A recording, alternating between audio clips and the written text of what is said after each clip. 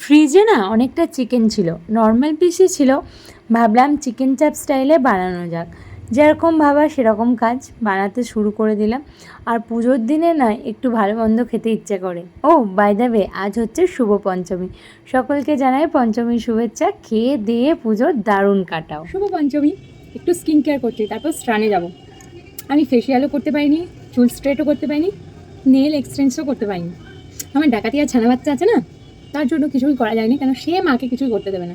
বাড়িতে এসে থ্রেডিং করে দিয়ে গেল। তো একদিকে আইব্রো, আমার আইব্রো ভীষণ কম, তো একদিকে আইব্রো করার পর ব্যাস জুড়ে দিল কান্না। তা যাই হোক, কোনো রকমে একটা তো আইব্রো আর প্লাগ করা যায় না, আর বাকিটা আর কিছু করতে পারি না। আর সারা বছর তো স্কিন কেয়ার আর সেভাবে করতে পারি না, তাই একটু ঘষা মাজা হচ্ছে। স্নান সেরে এসে একটু বসে বাদাম পাটালি খাচ্ছিলাম। আমার না হেভি লাগে খেতে।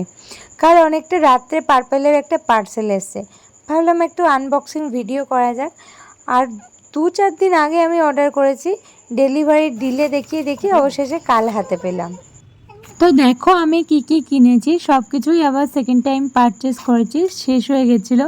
ব্লু হেভেনের কাজলটা আমি ফার্স্ট টাইম ইউজ করব, রিভিউ দেখলাম ভালোই আছে। পন্সের এই ময়শ্চারাইজারটা এত ভালো, শীত গ্রীষ্ম বর্ষা আমি এটাই ইউজ করি। বেশ কয়েকদিন শেষ হয়ে গেছে, কিন্তু দোকানে গিয়ে কিনতে আর ইচ্ছেই হয় না, অনলাইন কিনে এমন অভ্যেস হয়ে গেছে। আর এই কনসিলারটা সমস্ত দাগ ধাব্বা এত ভালো করে হাইড করা যায়।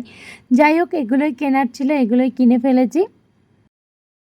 এলিটিনের এই লিপস্টিকটা আমি একটা ভিডিওতে দেখেছিলাম, কালারটা খুব মিষ্টি লেগেছিলো, তাই আমিও পারচেস করলাম। আর দামটা তো ভীষণ কম, দেখো কি মিষ্টি লাগছে। তারপর লাঞ্চটা সেরে নিলাম। লাঞ্চে ছিল আমার বানানো চিকেন চাপ, মা বানিয়েছিল সয়াবিন আলু পটলের একটা সবজি, আর ছিল ডাল আর স্যালাড। ছোটোবেলায় বাড়িতে চিকেন হলে সবার আগে খিদে পেয়ে যেত, তাই না? এখন আর সেটা পাই না। তারপর ট্রেনে একটা ঘুম দিয়ে get ready with me share করেছিলাম। হেঁটে হেঁটে যাচ্ছি গাড়ির ওখানে, কারণ আমাদের স্কুটি পাংচার হয়ে গেছে।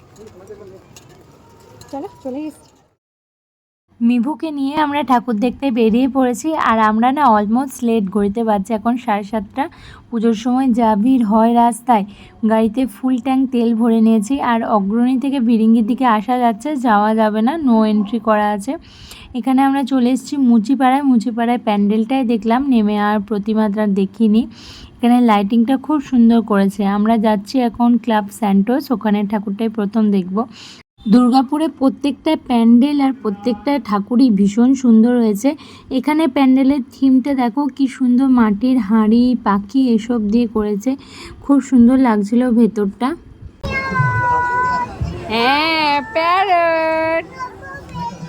এখানে ঠাকুরটা দেখো কি মিষ্টি লাগছে, খুব সুন্দর হয়েছে। আমি এখানে আমার ফুল কুর্তি লুকটা দেখানোর চেষ্টা করছিলাম, আমাকে কেমন লাগছে। আজ না পঞ্চমী, খুব একটা ভিড় নেই।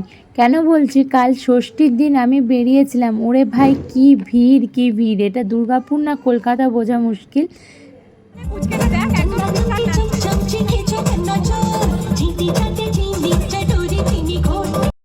তারপর আমরা চলে গেছিলাম টুসির ঠাকুরটা দেখতে। আর আজকে পঞ্চমী, দেখছি সব জায়গাতেই প্রোগ্রাম চলছে।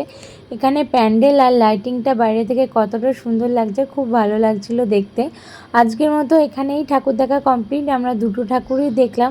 আমরা যেহেতু লেট করে বেরিয়েছিলাম বলে অনেকটাই দেরি হয়ে গেছে, আর বাচ্চা নিয়ে না সব প্যান্ডেল কভার আপ করা সম্ভব হয় না। এখানে ঠাকুরটা দেখো কতটা সুন্দর হয়েছে।